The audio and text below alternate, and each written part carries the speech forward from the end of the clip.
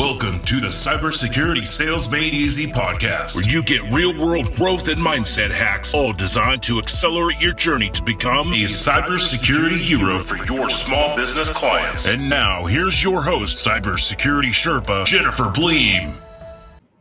Hey, welcome back. All right, this week I am talking all about sales fundamentals that absolutely apply to cybersecurity sales as well. Now, if you know my background, you know that I have personally talked to hundreds of IT companies specifically around cybersecurity sales and marketing, and beyond that, probably about 800 others around just general MSP sales and marketing. And today I'm going to be a little bit contrarian. I'm actually going to answer a question that no one has ever asked me, and I think it's because secretly we all hate this topic, and that's why we never talk about it. And that topic is prospecting. Okay, now before you bail on me, let's talk about prospecting a little bit. You know you need to do it. Like 99% of people in the world hate it. There are people that love it. There are people that get up every morning and they cannot wait to smile and dial that phone. But for most of us, we absolutely hate it. We know it's a necessary evil. Maybe we even put that little block on our calendar where we promise ourselves we're going to prospect for 40 minutes or an hour or 90 minutes per day, per week, whatever that looks like. And we diligently put that block on our calendar, but we not so diligently seem to get busy at just that right time or maybe that wrong time, and we never quite get to the prospecting activity. So we kind of know in our head that it's important, but in our heart of hearts, we hate it and we don't do it. So let's talk some numbers, okay? Because I get it. It's an obnoxious part of sales that most of us don't like, unless you're in that 1%. If you're in that 1%, you can bail. If you're in that 99%, stick with me, because I want to draw a couple of analogies for you that maybe will help you get over that roadblock of hating prospecting. I am not going to promise that you'll ever love it, but I want to at least promise that maybe you can shift your perspective and get to the point where you tolerate it. It's about as big of a marketing claim as I can make on this. It's just not something that most of us find fun. But let me share two things with you that I think may shift your perspective a little bit. Earlier this year, there was a survey that came out, or a study that came out, that Continuum released in partnership with Vanson Buren. Vanson Buren, I believe, is the name of the company that helped with the study. And they released a number that they shared that 97% of small business owners would switch IT companies if they were given the right cybersecurity solution. Now, nobody knows what that right cybersecurity solution is, or at least it wasn't defined inside of that study. But that isn't the point. The point is 97%.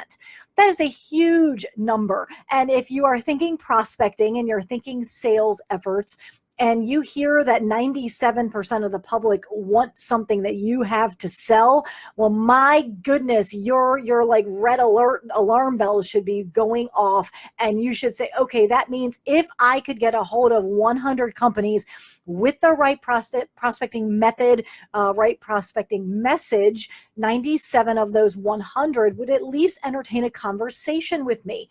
Well, that's tremendous. That's like offering free candy on Halloween. There might be 3 people that would say, I don't want the candy, I really want fresh vegetables. But the majority of kids coming to your door knocking, they want candy. Now, obviously, your prospects are not going to come knocking at your door, which is why we have to talk about prospecting.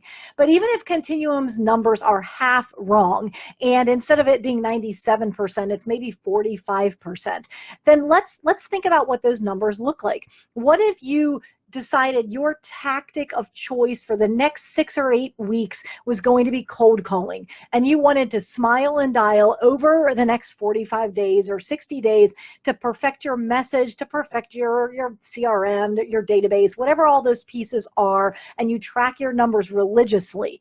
What if you got a hold of 100 companies and 45 of those companies said, sure, come in and let's have a 15-minute conversation, or come in and do a security risk assessment or an audit?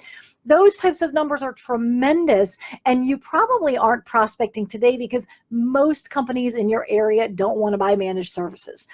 Let's table the fact that you should not be leading with, hey, I want to sell you managed services. Beyond that, beyond a problem with the message, most of the companies in your area are happy with their IT company. but they're not happy with their cybersecurity solution. So you should be prospecting. So again, 97%, if Continuum's numbers are right, 97% of companies out there want a better cybersecurity solution. If you're a little bit skeptical and you think that's way too high, cut that number in half. 45 out of 100 is still tremendous. So that's the first thing I want you to think of, is that the fields out there, they are prime pickings. Okay. So that's my second thing I want you to think of. And I want you to think of the word prospecting. Where did that word come from? Well, that word came from the gold diggers, right? The prospectors with the crazy wonky hats that usually have a hole in it and like missing a tooth, and they've got a pickaxe, right? They got that pickaxe over their back and they are walking down, or hobbling down to the creek, and they're going to go prospecting. There's gold in our hills, right? So if there are 45 out of 100 companies that want to talk to you, if you could simply get them to answer the phone or answer your email or answer your direct response, direct mail campaign, there's gold in those hills. So if you were going to be a prospector for gold, you're looking for gold nuggets, you would find a great location, which is your target market. You would build an awesome security stack, or if you were looking for gold, you would build your awesome cabin. But you wouldn't then kick back and wait for like the gold to walk out of the creek and come knock on your door and go, here I am. No, you'd like go down there with the pan and you'd scoop up the mud and you'd shake it out and you'd look real carefully. There's no gold there. And you would do that over and over and over again. Well, you and I both know that the habit of many of us, and I'm saying us for a very good reason, is that we build this great stack and we build this great solution, and in our heads we know we're supposed to prospect, but we're really waiting for those gold nuggets to come up and ring the doorbell. And that's never going to happen. And if you look at your sales funnel and it's drier and emptier than you wish it was, we all have to say, well, I guess that's really my own fault because there's nobody else I can blame. Again, your phone may ring a little bit here and there, but typically the word of mouth is not going to get you where you want to go with your company. So if we know the phone isn't going to ring enough, but yet we know that there are prospects out there wanting to talk to us, it is up to us to do that prospecting. So whether you want to look at it logically and say, okay, 97 out of 100 companies need me, or cut those numbers in half to 45, or you want to think about yourself as a gold prospector with a pickaxe, and you understand that the gold nuggets aren't just going to magically walk up to your door. If either one of those analogies helps, then that's awesome. You have to start prospecting. Now, one last little nugget, see what I did there? One last little nugget that I want to leave you with, and that is this. If you have ever done any kind of investing, financial investing, you will see somewhere in the prospectus that the past performance is no indication of future performance or future value. Now, that is true with investing. But with prospecting, that's absolutely true. That past performance absolutely is an indication of the future. And this is what I mean by that. I want you to take a look at your September calendar or last month's calendar and say, how many prospects hit the top of my funnel? How many was that?